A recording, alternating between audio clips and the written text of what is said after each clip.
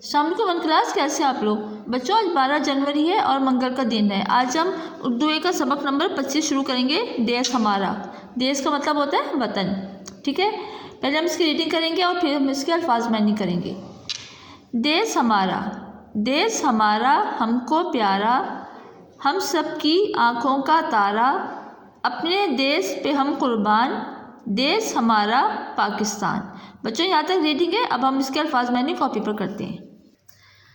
जी 1 class, अभी हमने सबक नंबर 25 की रीडिंग की थी। अब हम इसके अल्फाज मानी करेंगे। सेंटर में लाइन लगाएं, एक तरफ अल्फाज, दूसरी तरफ मायने। अल्फाज है देश, देश का मतलब होता है मुल्क, तारा सितारा, कुर्बान फिदा, शान बड़ाई, आन इज्जत। एक दफ़ा और पढ़ते हैं। देश, मुल्क, तारा सितारा, कुर्बान फिदा, शान बड़ाई, आन इज्जत। बच्चों का काम आपने कॉपी पर करना है और उसको अच्छी तरह से याद भी करना है।